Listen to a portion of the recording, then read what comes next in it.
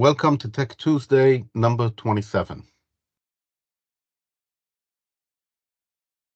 As before, we will start with a moment of silence. Still have an ongoing hostage situation.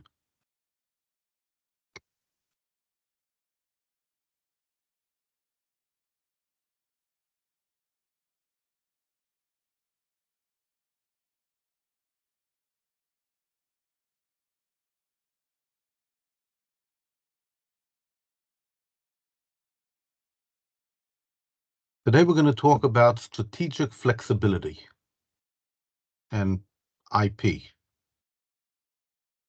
I copied here a definition from Divestopedia. Strategic flexibility is a capability of an organization to respond to major changes that take place in its external environment by committing the resources necessary to respond to these changes. I mean, sounds obvious, your company should be able to flexibly respond, but we know of companies that have failed. Now, usually when you talk about flexibility, it means you have some type of slack in the company. Slack means reduced efficiency. And that's why just-in-time manufacturing was such a big deal, because you saved all the money that you spent on the slack.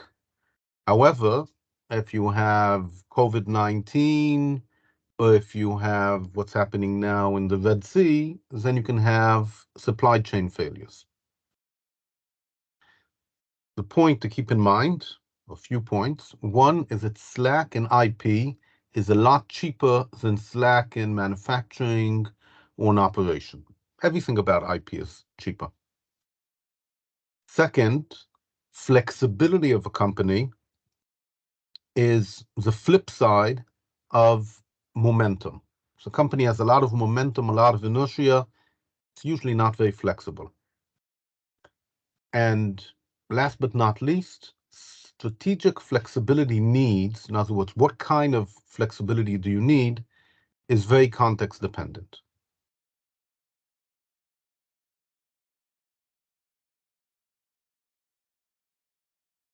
So let's try to understand how strategic flexibility works. If you remember, Microsoft decided to add AI to the search engine. That happened not too long ago. Google rules the search market. Okay, we all Google it. And theoretically, Microsoft can either take over part of the market or increase the cost for Google by setting the standard of including AI in the search. Now, we assume for a second that Google wants to do the same, then they need an AI which works well with the search, and it should be cheap enough to operate. And the question is, can Google afford to do it? Okay, so it's money, and there's also risk, of failing and so on. The fact is that nearly a year later, maybe it's half a year, it's hard to tell, Google has not seemed to be able to do it. Okay, they have money, but they have a lot of inertia in search, and it's not easy to change what you're doing, which works so well, with something else that maybe it doesn't. I have a little chart on the right, and here's how you should understand it. Time is time from now. We're now. Resources includes money and other resources of the company. This line, called mobilizable, tells us how many resources can the company mobilize as a function of time. So right now we have some cash. We can maybe sell some stock. At this point, we could maybe start selling subsidiaries, raise prices, or whatever might be. Objective cost is what is it cost to take advantage of an opportunity. And look, the opportunity has a window. Okay, we're always meeting clients and they tell us there's a window of opportunity. in about 1 year from now, everybody will want to do such and such, and 4 years from now, there'll be 20 different ways of doing it. But if we get in that window, we can control the market. So objective cost is how much does it cost to do whatever it is. And usually right now it's high and the price goes down. And after a while, the price can go up because you have to fight with other people. And subjective cost is what does it cost your company in view of their context and their particular ability to do it. So if we want to make use of this opportunity, we need for our mobilizable resources to be higher than the cost. If we can't, then we can't. Let's say you walk down the street and you see this beautiful house for sale, but instead of $10 million, it's only $500,000. Okay, maybe it's a scam, but if you don't have $500,000 at hand, you can't take advantage of the opportunity.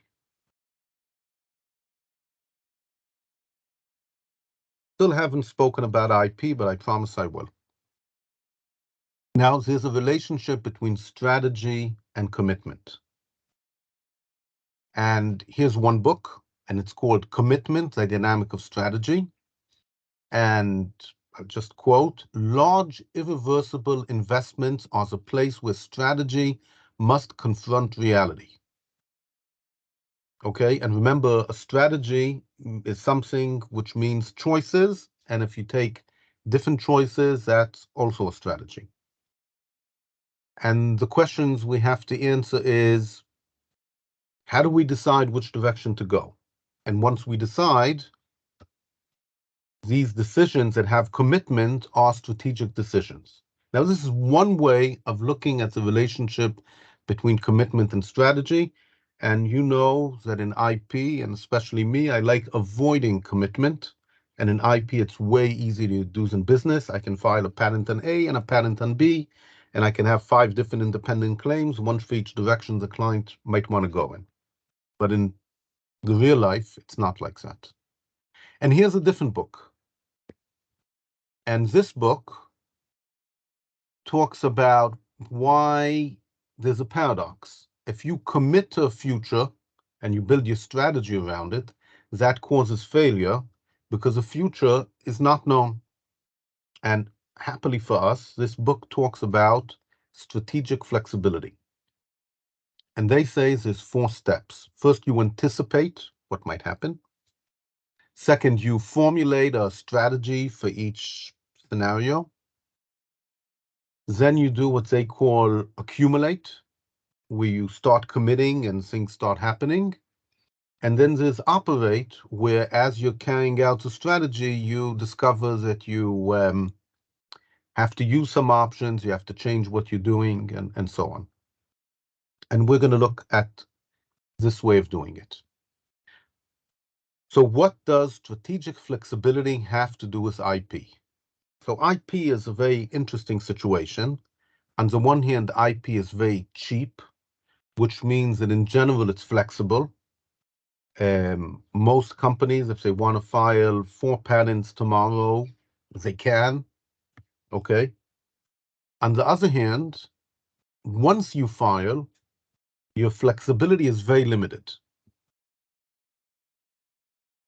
So IP is kind of in a weird situation. But the question we're asking today, can IP be used to increase the strategic flexibility of the company as a whole?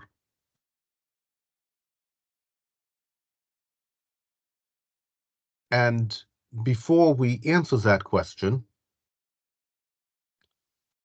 there's a statement that everybody likes making, including myself. Your IP needs to be aligned with your business needs. It needs to be aligned with your business strategy.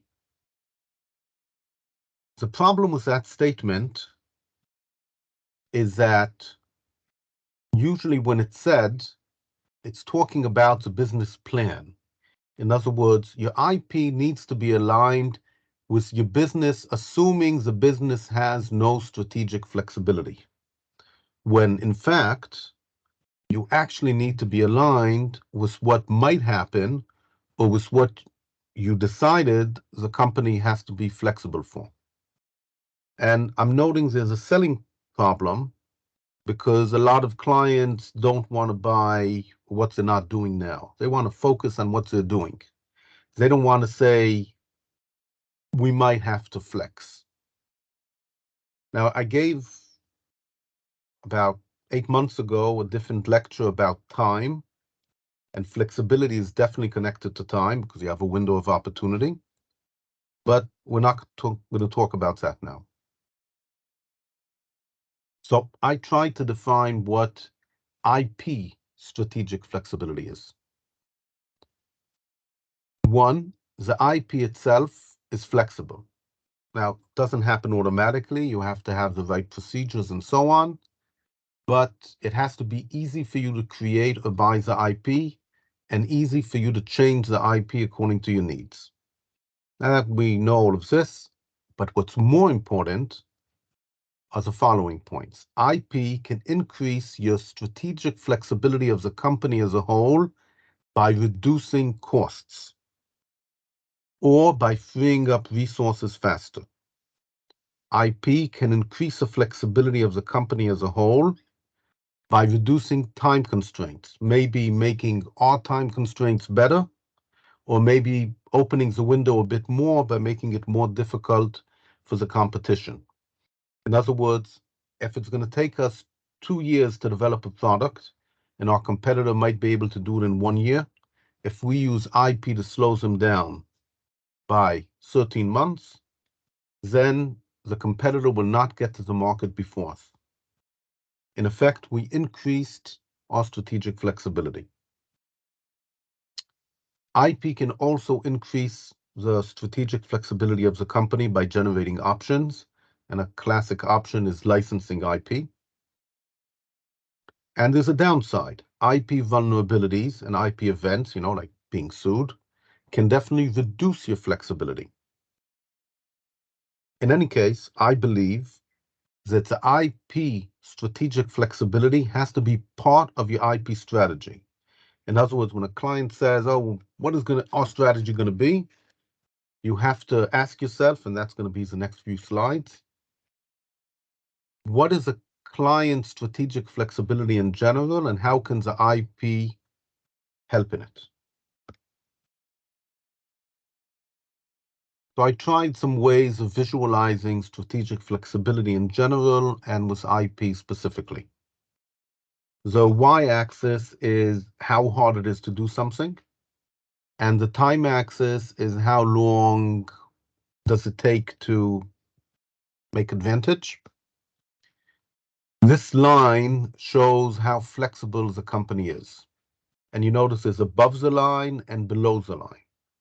Above the line is when there's an opportunity. This opportunity we won't be able to make because we don't have enough flexibility. These two opportunities we will.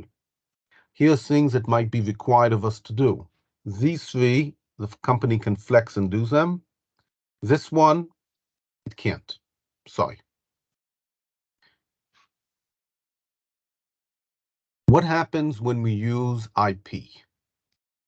So first I added a dashed line. I only added it on top.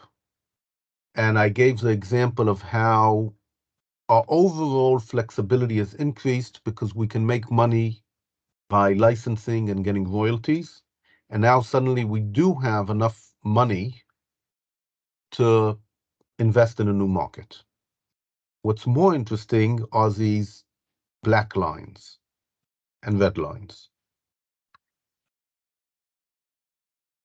When you go down towards the time axis, things are better. It means you need less flexibility. When you move to the right, it means you have more time to do something.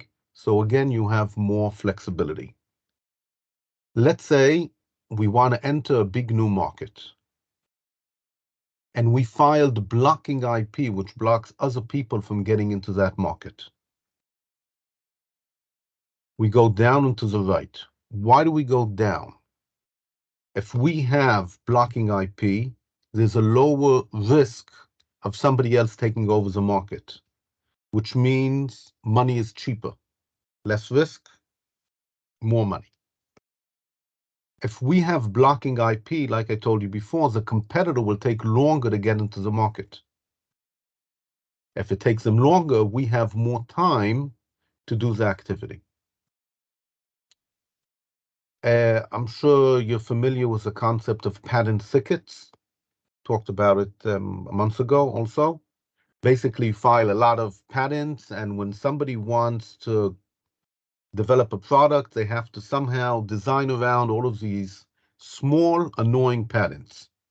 That takes time, okay? So it doesn't make you more flexible, but it gives you more time to do whatever it needs to be done. So if we file a patent thicket somewhere, that will add flexibility. Let's talk about, we have a failed product and now we need to pivot. Again, if we have what I call option IP, which I filed IP for an option that we weren't planning on doing, but we might have to one day, and it's waiting for us, then the risk goes down and we have more time to do that, assuming we have money. Here's negative. If we don't have freedom to operate on this particular need, then it might be out of our ability to deal with. And why am I showing going backwards in time? I'm showing that because if you don't have freedom to operate, you have to design around. If you have to design around, it will take you longer to do R&D than expected. And last but not least, IP can also work on the left side, negative time, because if you filed IP on a certain region, then you're already prepared to move in, but not on the chart. If you remember, we had 4 steps in strategic flexibility: anticipate, formulate, accumulate, and operate. I took some charts done by this guy, David Angel, and I modified them to reflect IP. It's his idea. Basically, when we get up in the morning, we're right over here. Here's all the different directions we can go. We can go here, we can go here, we can have this patent, world of options. And here's some cloudy area where we don't even know what options we have. Dotted green line is basically the horizon. You can't see past the horizon. The next step is formulate. Nobody has an infinite amount of money. So we say, we're not going to do this, and we're not going to do this. We're only going to go in this direction. And perhaps this is what we file patents on or plan to file patents on. Now, I'd like you to notice that I now have one straight line here. It means that I've decided that I can delay decisions for quite a while, because it doesn't matter which one of these directions I go, from an IP perspective, I have to file patent A, patent B, and patent C, and I have to prosecute them in a similar way until I get to this point. Next step is accumulate. So between formulate and accumulate, things actually happened, a few months passed. So the red dot moved. First of all, we might have actually filed IP that we hadn't planned on, and it opened up options for us. Second, the blue dotted line shows us that our horizon has moved. And you can also notice, if you look really carefully, that some of these lines are new and some of these lines have disappeared because they become irrelevant. At some point, we're getting down into the details, and we really have to pare down our choices. We see many fewer choices. And we dropped some of the IP, but we still have a few, let's call them strategically flexible IP options left.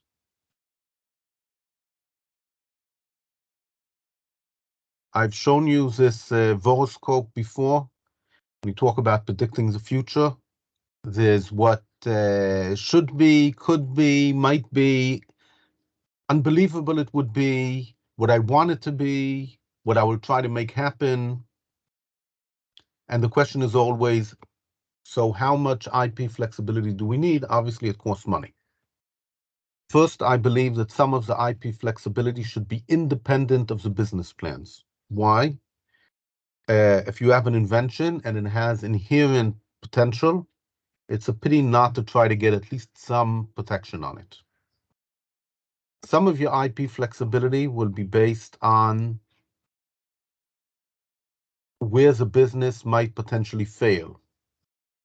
And it can fail for all sorts of reasons, including things don't work, competition, market changes. Some of it should be based on the potential opportunities for the business. And we should think about different risk profiles that we want to talk about. So it's like a brainstorming activity where we try to understand where flexibility might be interesting. And then we tell the client which ones are cheaper and which ones are more expensive to obtain.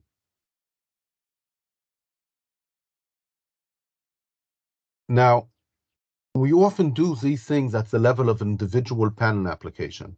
But what I'm talking about today is not what we do inside a patent application, but what we do on the portfolio as a whole.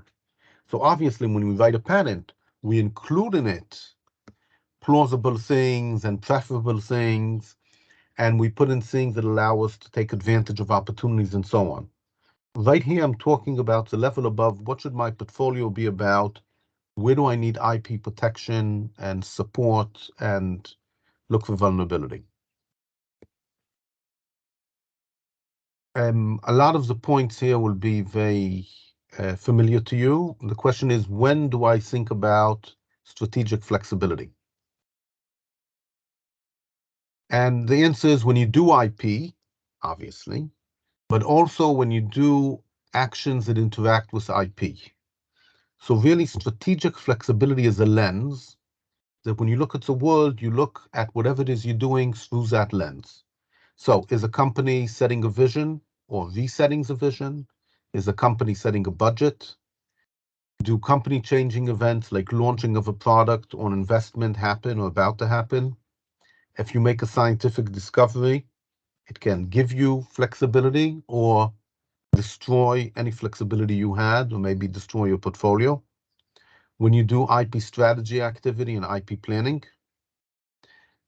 and obviously when you do actions like filing a patent application, publishing something, responding to an office action, and so on. So it's a long-winded way of saying always, but like I said, it's a lens. When you're doing something, how does it affect my IP flexibility?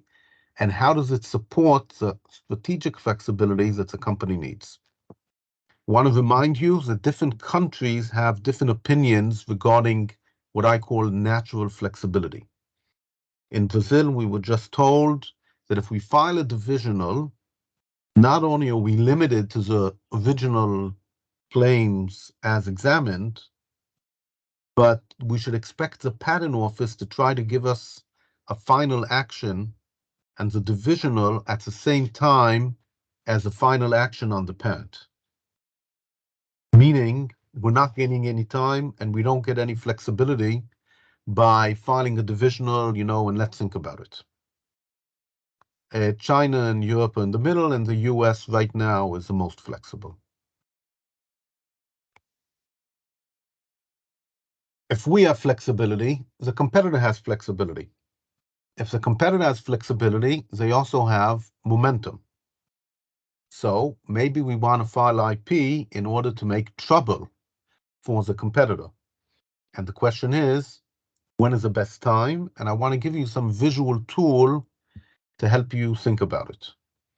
So if there's a big new market and we file blocking IP, it can move the opportunity away from what the competitor can do.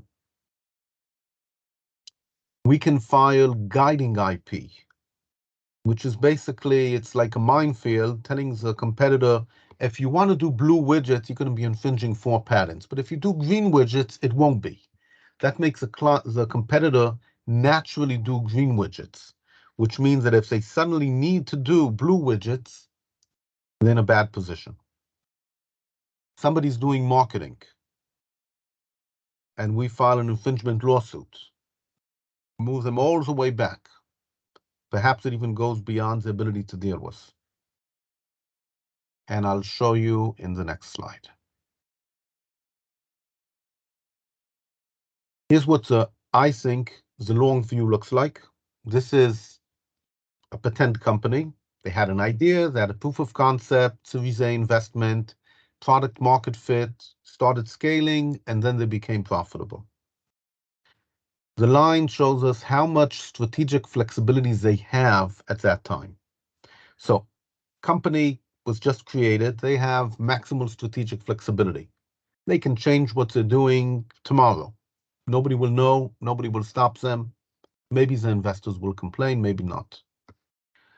But what's happening? They're starting to commit and they're starting to burn money. If they try to change directions now, it's pretty hard. And by the time they get to the Series A investment, most companies have no money left. So their strategic flexibility is very low. But they got an investment and pop, now they're much more flexible. And again, it goes down. And when you have product market fit, it's even lower because your momentum prevents you from changing what you're doing.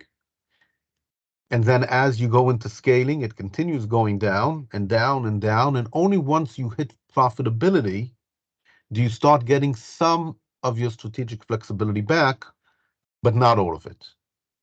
So if you want to attack a competitor, you want to attack him at times that they have low strategic flexibility and attack them with IP moves which require strategic flexibility.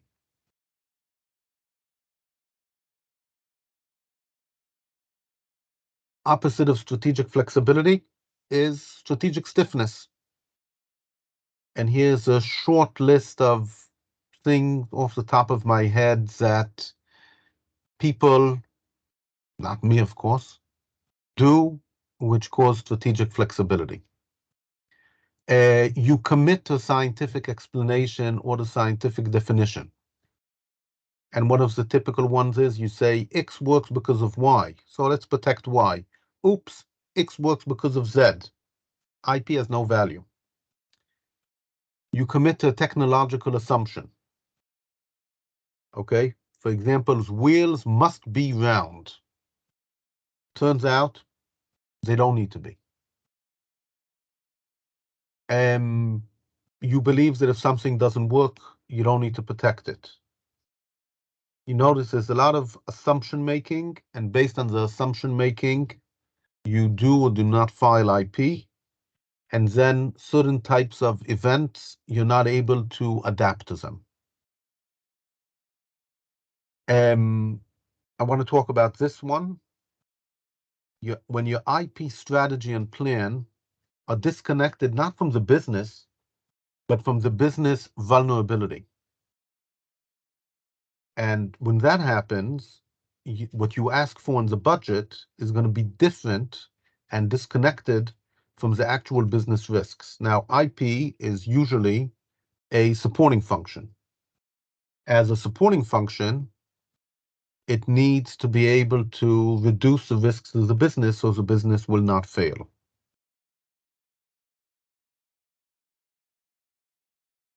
Are you familiar with, well, don't answer, the OODA loop, OODA? It was formulated by John Boyd, who was a pilot.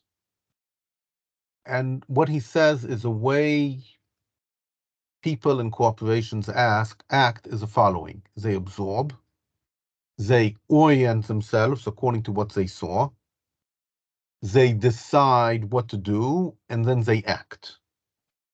I want to point out that I started off by saying that strategic flexibility has to do with responding to information. Most of what I spoke about today was about the act step, doing something. IP can also affect how people absorb, orient, and make decisions. I've talked about it other times. I just wanted to point this out. But the OODA loop basically defines how flexibility plays out in the company. Summary. Assuming that you know how much strategic flexibility the company needs, when it needs it, and for what, then you ask yourself, how can IP help? I also showed you a few ways of visualizing, and what I didn't talk about at all, but it's left for an exercise to do at home, is how to figure out how much IP flexibility is available in view of one or different company context. I wanted to give you an example of how you might apply everything I talked about. So imagine you have a client, and the client wants to enter the field of AI-guided haircut salons. Don't ask me what it is, but obviously they take a picture, it tells you what to do, tells you if it looked nice, decides how much to charge, whatever. Can you identify how much strategic flexibility this startup will need? And also, when? In order to make it more meaningful, you can even ask yourself, can we identify 2 positive opportunities and 2 negative opportunities where the strategic flexibility might be required? And tying all of this back to value of IP, if you remember, if you have IP, it can reduce your risk of responding to something happening. It would be very interesting if you can make an estimate of the value in time and in resources that IP flexibility gives you. And I'm just going to go back.